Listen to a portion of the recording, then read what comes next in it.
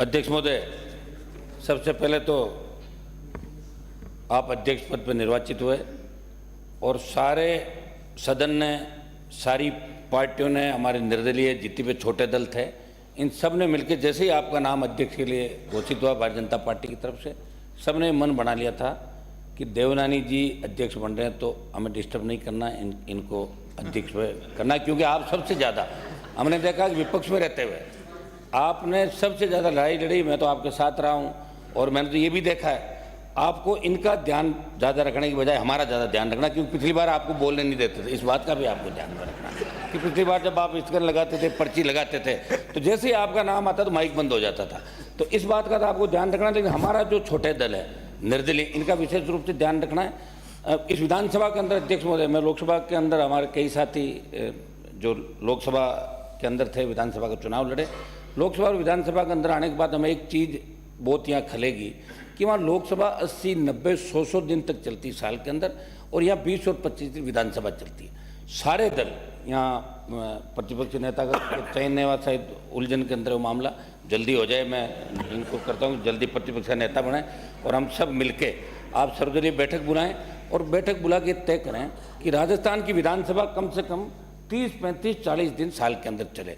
और एक चीज़ ये भी तय करें कि हमारे पास जब हम विधायक बन गए, जब सांसद थे, तो इतने लोग आते हैं कि विधानसभा में मामला उठा लो, लोकसभा के अंदर उठा लो, उनको लगता है कि लोकसभा विधानसभा में जैसे ही मामला उठेगा काम हो जाएगा। लेकिन दुर्भाग्य से देखिए, स्थगन लगता है, पर्ची लगती है, हम यहाँ बोलते हैं और उसके बाद मंत्री जवाब नहीं देते हैं। तो सरकार को, आपको ये नए नियम यहाँ बढ़ाने पड़ेंगे कि विधानसभा के अंदर कोई मामला उठता है, और दूसरा जिस तरह लोकसभा में 193 के तहत चर्चा होती है, यहाँ भी हम देख रहे हैं पानी, बिजली, विभिन्न विषयों पर कानून व्यवस्था भी चर्चा लगातार होती है।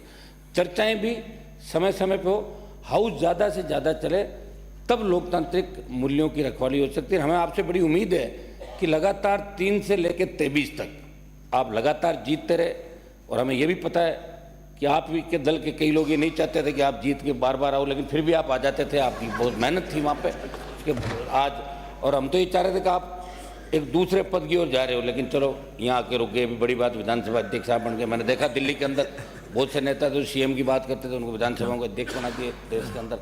खैर, मैं इसमें नहीं जाना चाहूँगा। मैं यही, हम आपको यही आश्वस्त करते हैं कि हम आपका सहयोग करेंगे, और भारतीय जनता पार्टी जो सत्ता के अंदर आई है, जिन मुद्दों को लेकर आई है, मुख्यमंत्री जी भी बैठे हैं, दोनों डिप्टी सीएम बैठे हैं, आप लोग भी जिन मुद्दों को लेकर राजस्थान की जनता ने, जवान किसान आपको वोट दिया, और आपको जिन मुद्दों की वजह से विपक्ष में बिठाया, आप लोग मिलकर उनकी भी चर्चा कराएंगे, और आप भी अपने घोषणा पत्र को हूबहू जो घोषणा पत्र लेकर आए उसकी पालना कराएंगे। आप निर्देशित करते रहेंगे, और समय समय पे आप हाउस के अंदर कई ऐसे निर्णय भी देंगे जिसे लगे कि विधानसभा अध्यक्ष ने एक नई पहल राजस्थान की विधानसभा के अंदर की। बहुत बहुत बधाई आपको अध्यक्ष जी। धन्यवाद। माननीय डॉक्टर सुभाष गर्ग।